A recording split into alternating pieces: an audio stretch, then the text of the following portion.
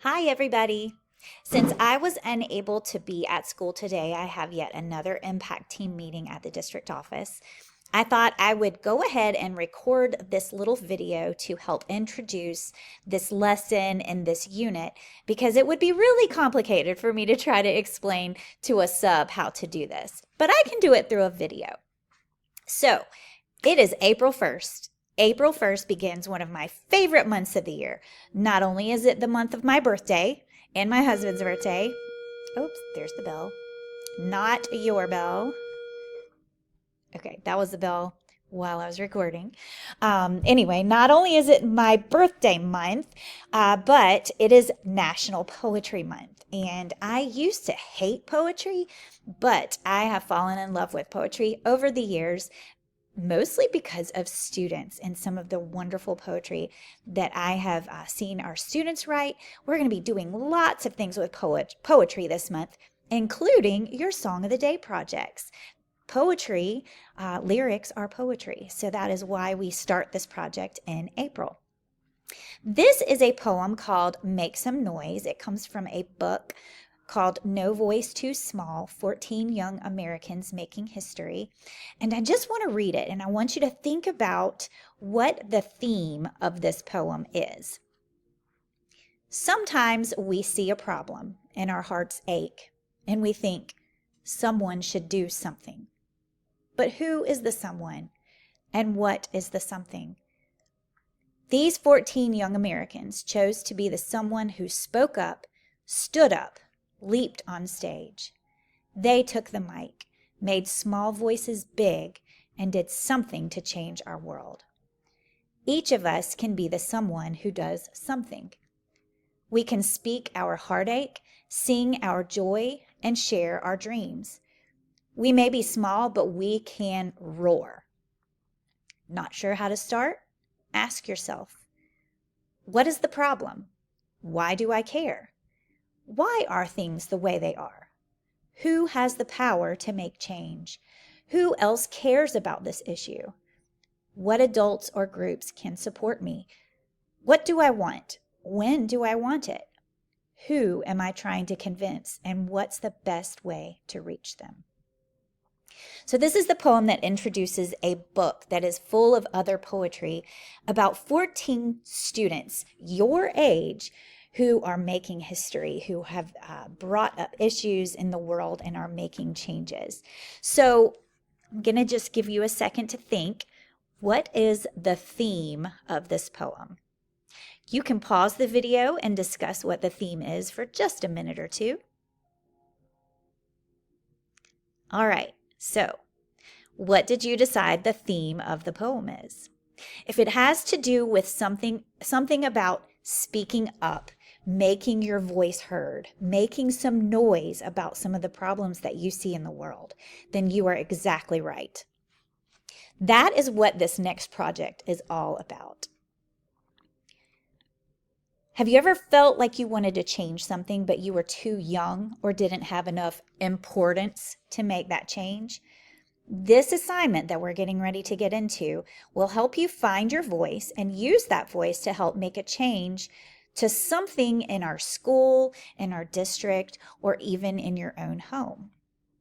We are going to be looking at the argumentative writing process, which is writing an introduction, writing at least 3 reasons and 3 pieces of evidence for each reason, writing a counter argument, and writing a conclusion. And then before we get everything published, we will do some revisions and editing and proofreading. We will be following the argumentative pillar structure. Let me see if I can move my head out of the way. There we go. This is the argumentative pillar. You can also see it over on our wall. But this is kind of like the hamburger of argumentative writing. There's your bread on the top and the bottom. In the middle, there's all your like tomatoes and lettuce and all that. And then you have your hamburger all smushed together. That is the argumentative pillar. So the first thing we have to do is think about what we want to change. What ideas do you want to change? So our AOWs that we introduced yesterday are about some argumentative topics. But you are going to be picking something that you feel very passionate about from your own life. So the first thing we have to do is brainstorm some ideas. So you need to think of some things that you would like to see changed, things that affect you at home and at school. Think about who the audience is. Who is the person that needs to hear your argument, that has the power to make that change? And we're going to create a little Padlet brainstorm using this little QR code over here. We're going to brainstorm some ideas. Let me show you some ideas from the past. So in the past, I've been doing this project for probably 8 or 9 years, and it's one of the best projects of the year. Some ideas that my students in the past have written about and have actually made changes over the last few years before COVID. So back in not 2020, but the 20 teens, I had several students who wrote about how e-learning would be easy in our district and beneficial to avoid makeup days. We had iPads, but we did not have e-learning. The year before COVID, we ended up piloting e-learning. And then, of course, when COVID happened, we had the ability to do e-learning. And Clover was ready, and we did not have as much educational loss because we were ready for that type of situation. Not that those students were the main cause of our district having e-learning, but they had a voice in influencing our leaders that would not be such a bad idea. Another student was really frustrated about the fact that he could never get a spoon in the cafeteria to eat, like, I think a Jell-O or applesauce, and I guess there was only ever forks in the cafeteria. So he actually did some research about sporks, wrote an argument, and sent it to the financial guy in our school district, Ken Love, and convinced him that having sporks in the cafeteria would save money because you wouldn't have to pay for forks and spoons, and the spork itself was less expensive than a plain fork. That is why you guys have sporks in our cafeterias right now, because that one student made that plea to the guy in charge, and he was like, oh, it makes sense. It's cheaper. Why not? Some students wrote the school district several years ago supporting year-round school, and now we are on year 2 of a modified calendar where we have that February break, we have that October break. That is technically what year-round school is, if you look at it that way. One student wrote the State Department of Education about raising teacher salaries in the next year. Teachers got a little raise. Every little bit helps. Several students in the past have written our PTSO about sports equipment, that they don't have enough things outside at recess. So they wrote the PTSO, and the PTSO actually bought some more sports equipment.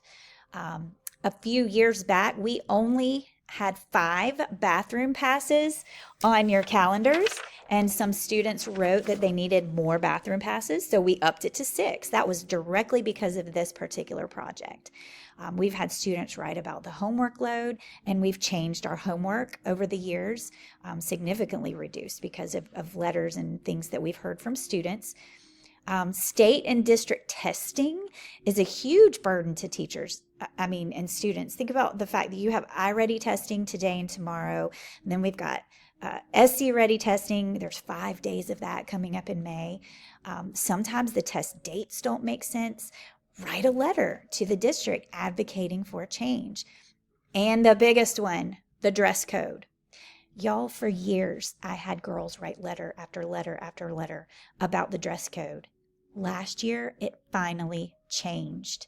We have several changes in our dress code for this school year that we did not have previously. And that was directly because the students expressed their voice. So, to encourage you, this project may help us have a positive impact and make a change. So now you should go to the slide that the sub is going to pull up that has the QR code. It's a little bit bigger than this one. Scan that QR code and type in some ideas. This doesn't have to be the idea that you actually end up writing about, but some ideas that you have of things that are going on at school or at home that you would like to see changed. I am approving them before they will post publicly because I don't want anybody putting things on this Padlet that is going to cause problems. So I have it set up that I will have to approve it before it will post publicly. But as soon as I get some coming, I'll be looking at my computer while I'm at the district office. I will approve them and you guys can brainstorm some ideas. Good luck. And after you do that, work on your AOW or work on your social media reading project, which is due Friday.